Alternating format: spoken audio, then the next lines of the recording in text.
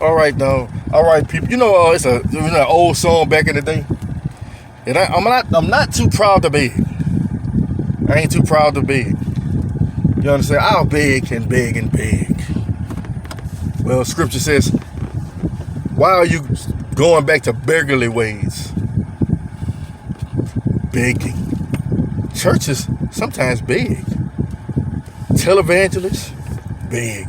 Start sounding like Keith Sweat. You understand? One of those love singers.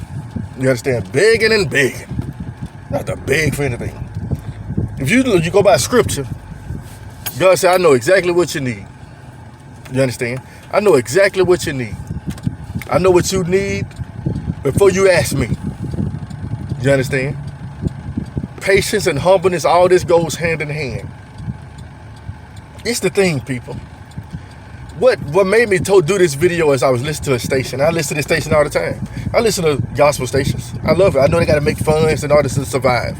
I understand that. I do understand it. You understand? I do understand it.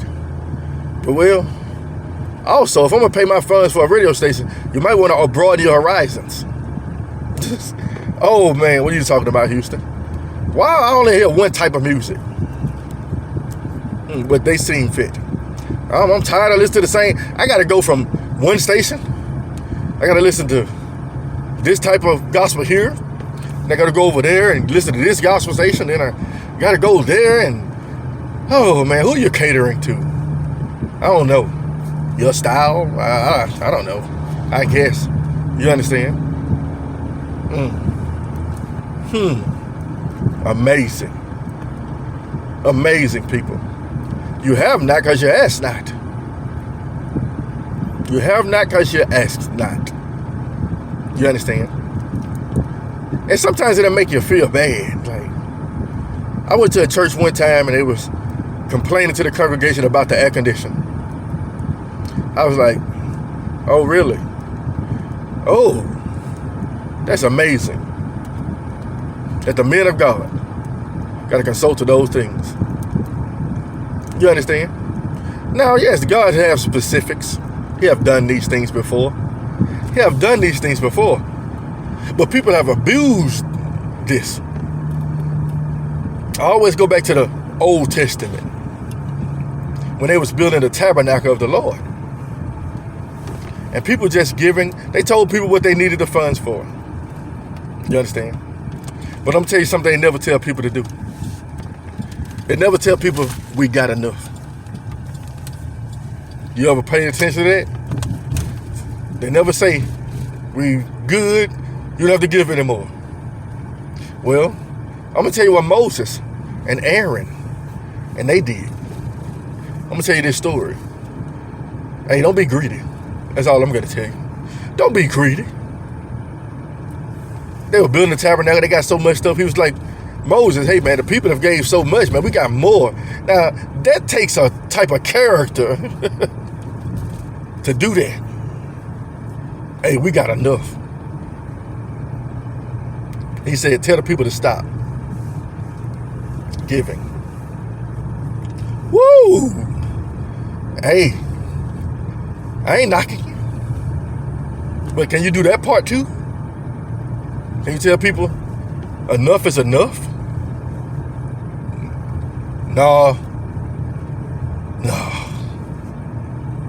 it's out there. We got them where we want them. Make sure they give all their sustenance. Make sure they give everything in their house and have to struggle for bills. You understand? Make sure they do that. Then we'll become where. I'm going to tell you what one of the evangelical leaders says. I'm going to say her name. I'm going to say her name. And this is like a slap in the face. I'm going to say her name, Joyce Myers. You said it. She said it. And the thing is, God gave her a platform to answer this question. He said, you will know them by their fruits. He said, what's done in the dark will manifest itself by the light. You understand? What was spoken in the... Okay, you already know. Right? So they asked her a question. Joyce, do you mind if your congregation is struggling with bills and you just constantly taking their money? No, I don't care about that. I didn't say it. Look up the video. No, I don't care. Woo!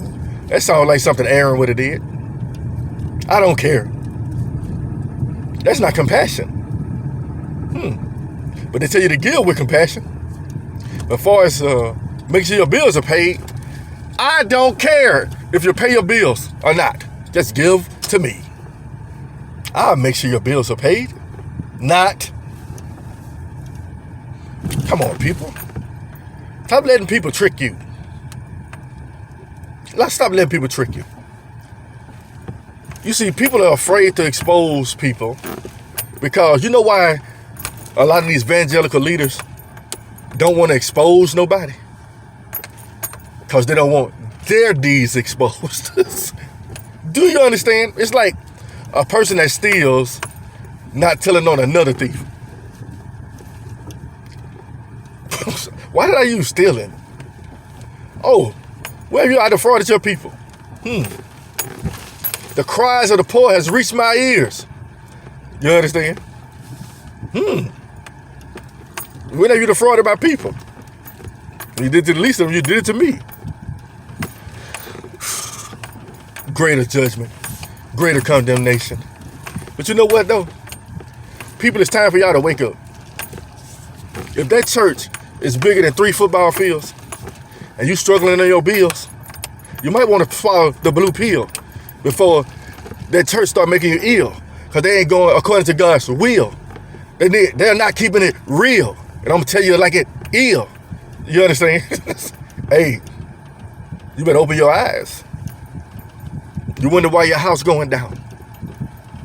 Sometimes it ain't about what you're doing in the house, it's what you're taking away from it. He said a man, before he builds his house, he must sit down and consider the costs. Or if not, he's going to be building halfway and then be like, oh man, I ain't got enough money for it. So, if you're building your house up, I understand you got to pay your 10%. You're building your house up. You know what needs to be done in your house. And you're like, well, I'm going to give to this house first because it's the church. You understand? Let me tell you something. He didn't give you this parable for nothing. You sit down and first consider the cost. God's going to be happy with what you give. But God doesn't want you to destroy your home by trying to make the church leaders look good. Have a blessed day.